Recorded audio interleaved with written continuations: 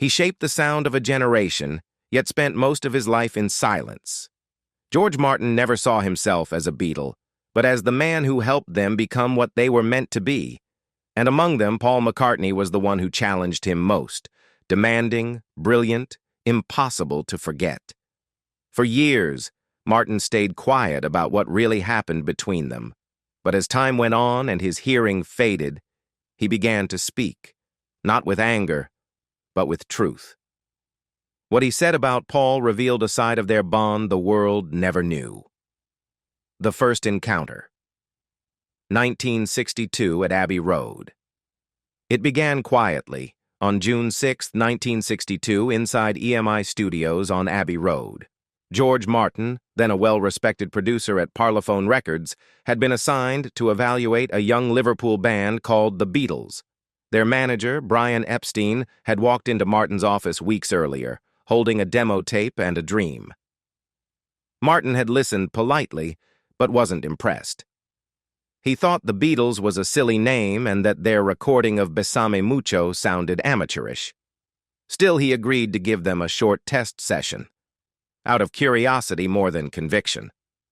That afternoon, when the four young men walked into Studio 2, they were nervous but eager. Martin, dressed formally in a tie and vest, looked more like a banker than a record producer.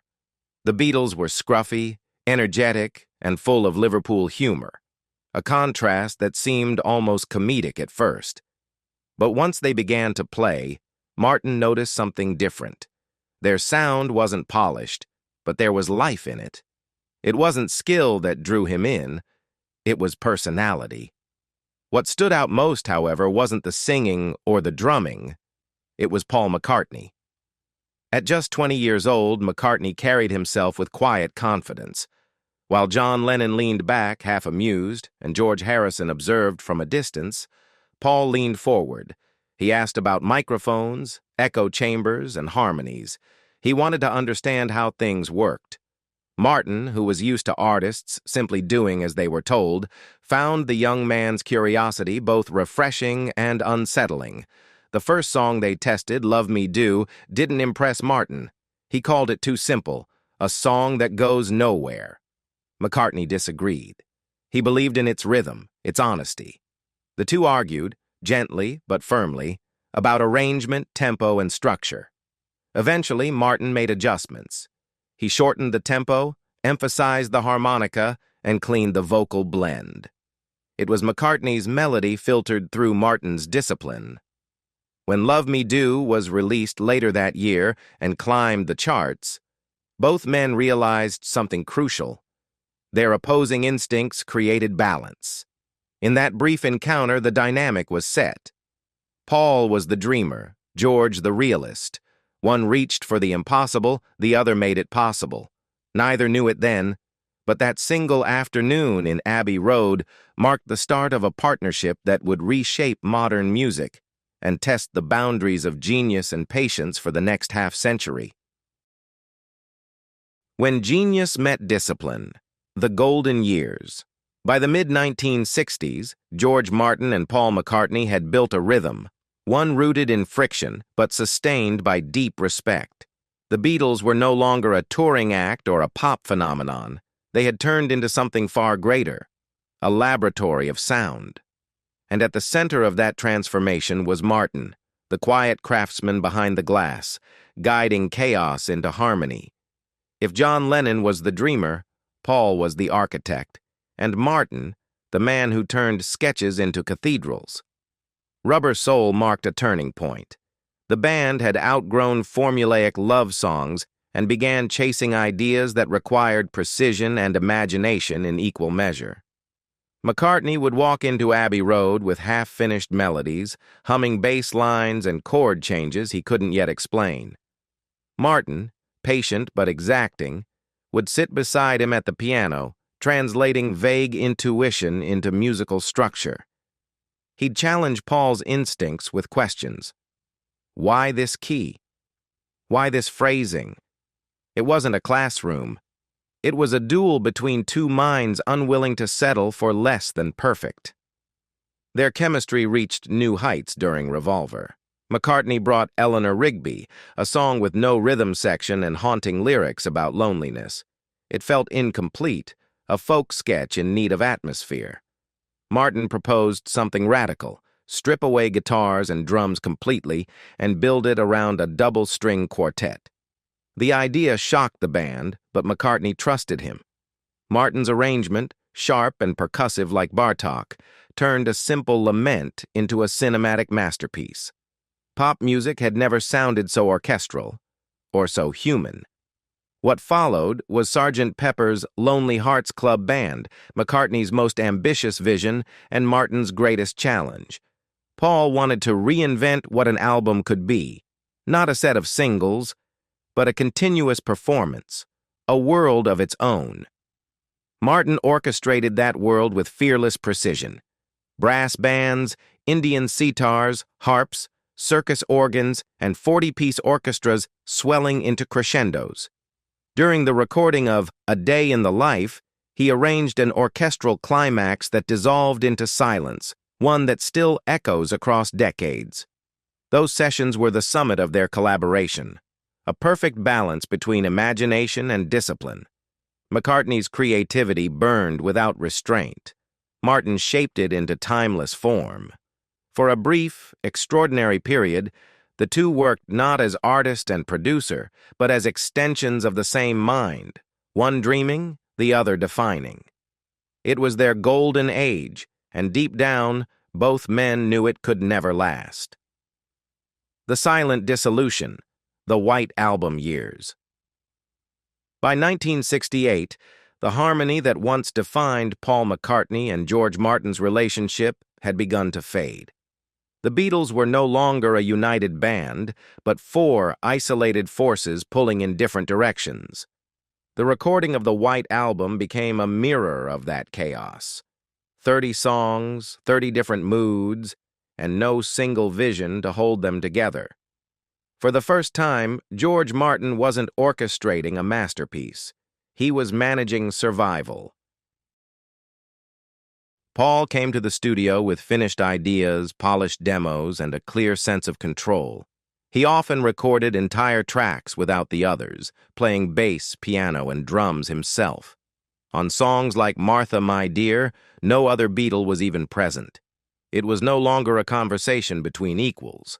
McCartney had become the conductor, and Martin the silent engineer following his lead. Tension grew quietly but steadily. McCartney's perfectionism, once admired, now exhausted everyone around him. Long nights turned into arguments over tempo and phrasing. When veteran sound engineer Jeff Emmerich abruptly walked out mid-session, Martin didn't stop him. They were no longer a band, and I was no longer the producer, he would later admit. It was a sentence heavy with resignation. The final blow came with Let It Be. Martin wasn't asked to produce it. The project was handed to Phil Spector, whose dense orchestral wall of sound horrified McCartney. When he heard Spector's version of The Long and Winding Road, drenched in strings and choirs, he called Martin in frustration. "I don't recognize my own song anymore," Paul said bitterly. Martin's answer was quiet but sharp. "You gave it to someone else, Paul." It was not anger. It was the sound of a chapter closing. The collaboration that had changed modern music ended not with a fight, but with silence. Martin stepped back, understanding that genius sometimes needs to fall apart before it can begin again. The reunion, finding harmony again. When the Beatles ended in 1970, George Martin thought that was the end of his story with Paul McCartney. But endings can be deceiving. Without the band's politics, egos, or unspoken competition, the two men rediscovered something that had been buried under years of tension: trust. In 1973, when McCartney was asked to compose the theme for the James Bond film Live and Let Die, he didn't hesitate. "Get George," he told the studio. The world had changed. No Lennon, no Harrison, no Abbey Road. But McCartney still needed the one man who could translate his ideas into something greater. Martin accepted, arranging one of the most powerful Bond themes ever recorded. The song's blend of orchestral drama and rock urgency reminded audiences what the two could achieve together when left alone. Through the 1980s, their friendship evolved into something quieter but deeper.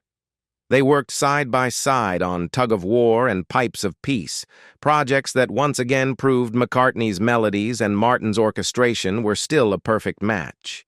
For Tug of War, it was Martin who suggested bringing in Stevie Wonder, a daring move that pushed McCartney into new creative territory. The result was one of Paul's most acclaimed post-Beatles albums. This time, there were no shouting matches, no power struggles. Martin had become more than a producer. He was an advisor, a guardian of balance. He knew when to push and when to step back. McCartney, now older and more reflective, trusted him completely. What once had been a battle of wills was now a partnership built on gratitude. Though they didn't see each other daily, they kept in touch through letters and quiet visits. Martin's son, Giles, later recalled that his father had a shelf dedicated to Paul's demo tapes. "He didn't store them as work," Giles said. "He kept them because they made him happy."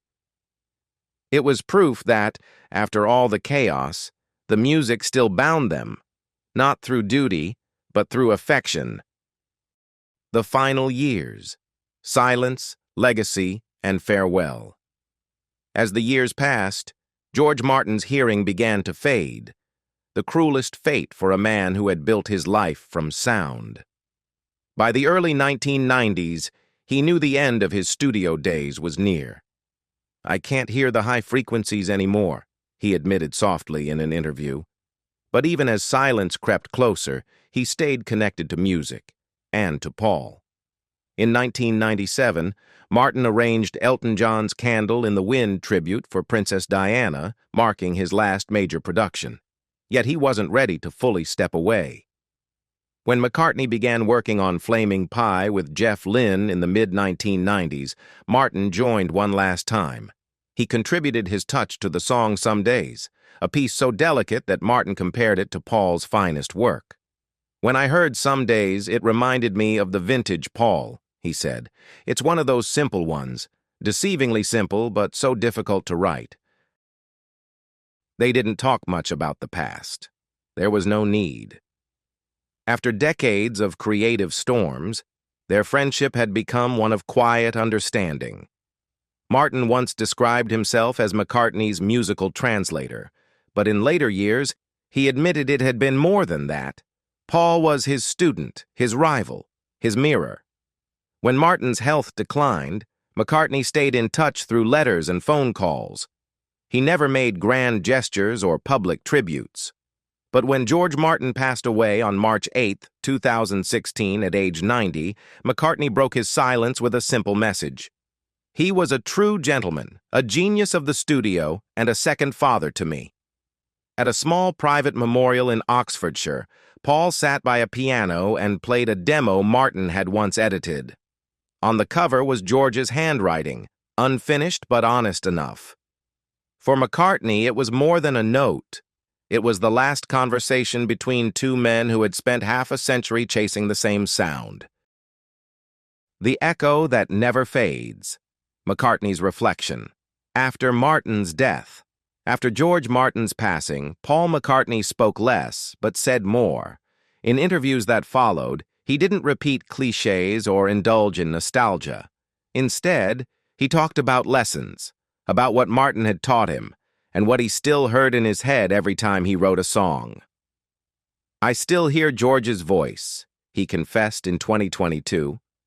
"When I'm composing and want to add strings, I can hear him asking, 'Are you doing this for the song, or to prove something?'" That voice had become his compass. Every decision in the studio, every arrangement he built, carried Martin's unseen hand.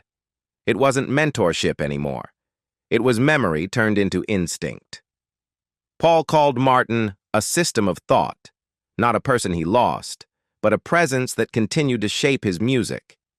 When artificial intelligence began to recreate old Beatles recordings, journalists asked whether technology could ever bring Martin back. McCartney shook his head. "No way," he said. "We used to sit together for hours in silence." No machine understands the meaning of those silences. In truth, their relationship was never about friendship in the ordinary sense. They didn't share holidays or public affection. But for over 50 years, they had built something far rarer, a symbiosis between imagination and structure, chaos and control. Martin once wrote in a private note, "Paul is not easy to work with, but that very insecurity kept me from being careless." In another, he admitted, "I orchestrated the process, but he brought the reason for that process to exist." Today, every time McCartney walks into a studio, that dialogue continues, unspoken but alive. The man who once guided him through microphones and sheet music now lives in every pause, every harmony, every moment of restraint. Their partnership ended with death, but its echo remains, proof that the greatest conversations in music don't need words to last forever. In the end, George Martin and Paul McCartney didn't just make songs, they built a language only they could understand, one shaped by patience, disagreement, and trust. Long after the applause faded, what remained was not fame, but faith, faith in each other's craft. Even now, when Paul sits at a piano somewhere in that silence, George is still there, not as the producer, but as the voice reminding him what truly matters. What do you think made their partnership so timeless? Talent, discipline, or something deeper? Share your thoughts below. And if this story moved you, don't forget to subscribe for more untold truths from music's most legendary souls.